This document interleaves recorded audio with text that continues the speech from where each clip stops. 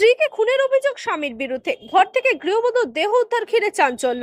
স্বামীকে আটক করে জিজ্ঞাসাবাদ করছে পুলিশ। পুলিশের প্রাথমিক অনুমান শ্বাসরোধ করে খুন করা হয়েছে। মৃতার নাম লক্ষ্মী হেমব্রম, বয়স 26 বছর। পুলিশ ও স্থানীয় সূত্রে জানা গেছে, গতকাল রাত্রে মদ্যপ অবস্থায় বাড়ি ফেরে গৃহবধূর স্বামী বাবুলাল হেমব্রম। অশান্তির জেরে গৃহবধূকে শ্বাসরোধ করে খুন করা হয়েছে বলে অভিযোগ। বৃহস্পতিবার সকালে ঘরের মধ্যে দেহ পড়ে থাকতে দেখে পুলিশকে খবর দেয় স্থানীয়রা। পুলিশ পৌঁছে দেহটি উদ্ধার করে ময়নাতদন্তের জন্য বর্ধমান মেডিকেল কলেজে পাঠিয়েছে। গৃহবধূর স্বামী বাবুলাল হেমব্রমকে আটক করে জিজ্ঞাসাবাদ করছে পুলিশ। খুনের কারণ জানতে তদন্ত শুরু করেছে ভাতার থানার পুলিশ।